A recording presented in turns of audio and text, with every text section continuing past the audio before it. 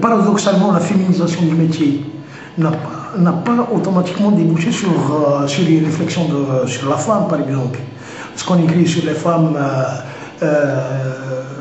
et là, là vous êtes en train de soulever une question fondamentale au niveau de la presse. Ce qu'on écrit sur les femmes, sur les prostituées, c'est extrêmement grave. C'est-à-dire on moralise, on ne fait pas notre métier de journaliste, on moralise, on porte des jugements, on ne se contente pas au niveau du constat avec du recul, avec un peu de recul. Je veux dire par là que la féminisation ne s'est pas traduite par l'émancipation. Pas par l'émancipation, par un autre regard sur la question de la femme ici en Algérie, par un regard, disons, moins machiste sur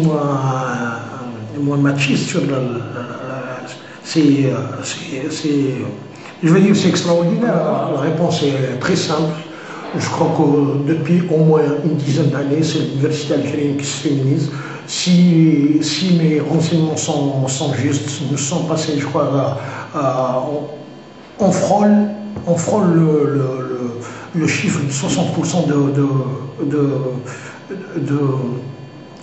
de lauréat au baccalauréat. Je parle de baccalauréat, je crois que la composante actuellement de l'université, elle est 60%. Du moins à Oran, 60%. Et ça doit être un chiffre national. 60% c'est la jeune féminine qui accède à la faculté.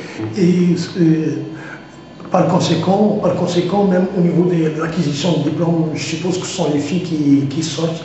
Elles sont beaucoup plus sérieuses que les garçons qui décrochent leur diplôme et qui sortent sur le marché de l'emploi. Et le marché de l'emploi, on connaît le marché de l'emploi où elle est là, ce qui fait qu'elle se rabattent sur le journalisme.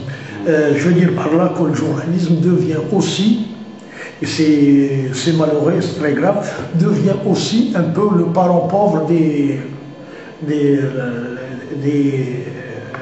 comment dire, le parent pauvre, faute de mieux, on fait journaliste. Faute de pouvoir décrocher un boulot à la Sumatra, dans une autre entreprise ou une administration, on fait journaliste en attendant. J'ai vu des scènes,